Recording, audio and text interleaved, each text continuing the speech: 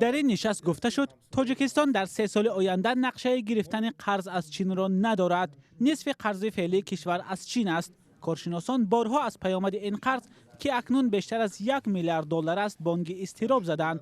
وزیر مالیه تاجیکستان میگوید این پیشگویی ها اساس واقعی ندارند. خب امروز کارشناسا خیلی عقیده‌های زیاد دارند و ما نمیتوانیم که پابندی مثلا فکر یک یا مثلا نفرای شویم که یا که ما مثلا سیاست مالیاتی خودمون رو پابندی چقدر که شما گفتین خب بیانیه یک کارشناس اقتصادی کنیم.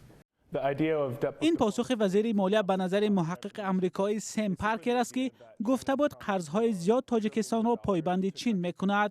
اگر تاجیکستان به این راه ادامه دادن گیرد برای اقتصاد کشور واقعا ضرر می شود. ما گفته می توانیم که دوام دادن این راه چی معنی دارد. محتوای این سازشنامه ها دادن کانها یا ذخیره های مینرالی که تاجیکستان دارد می باشد.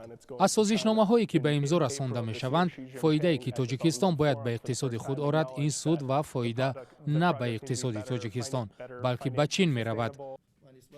چین همسایه نزدیک و سرمایه‌گذاری اصلی در اقتصاد تاجیکستان است، اما جناب قهارزاده گفت تاجیکستان هوسمند نیست که جغرافیای قرضگیریش تنها با یک کشور محدود شود.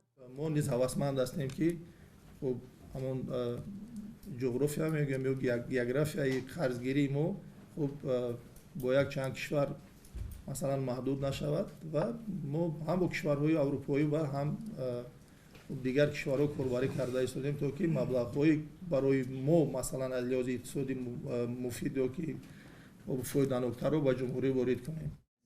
با گفته مقامات تاجیک کشور فعلا در سمت برگرداندن قرضهای چین مشکل جدی ندارد. منتقدان اما میگویند تاجیکستان باید شرایط سرمایه گذاری برای همه کشورها را فراهم کند تا کشور وابسته سرمایه چین نشود.